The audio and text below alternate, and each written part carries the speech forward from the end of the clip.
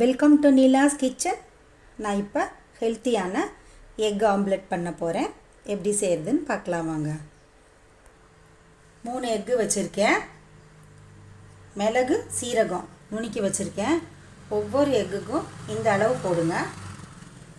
இந்த அளவு போட்டால் கரெக்டாக இருக்கும். 3 தடவை போட்டிருக்கேன். அதே போல் உப்பும் கரெக்டாக இந்த அளவு போட்டிங்கன்னா கரெக்டாக இருக்கும். ஒரு பிஞ்சு.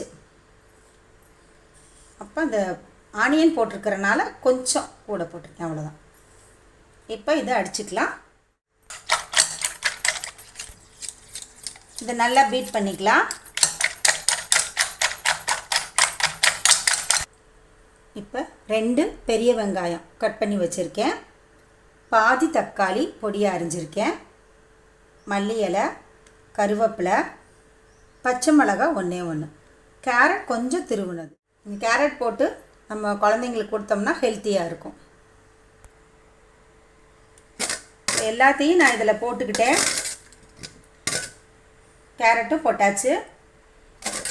இப்போ நம்ம இதை கலந்துக்கலாம்.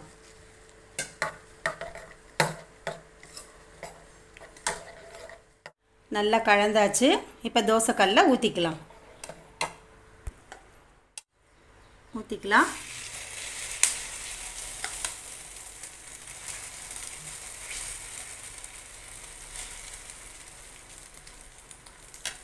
வேகட்டும். திருப்பி போட்டுக்கலாம்.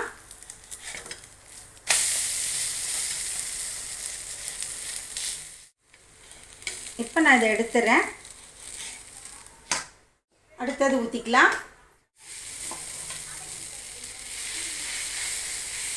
ரொம்ப டேஸ்டியாக இருக்கும் இந்த எக் ஆம்லெட்.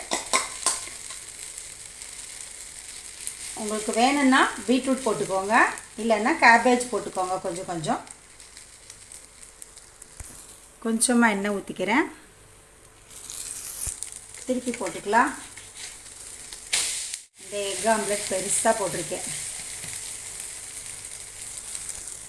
இப்போ எடுத்துக்கிறேன்.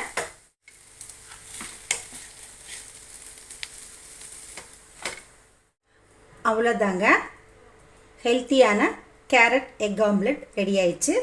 இதே மாதிரி நீங்களும் செஞ்சு சாப்பிடுங்க. தேங்க்ஸ் ஃபார் வாட்சிங்.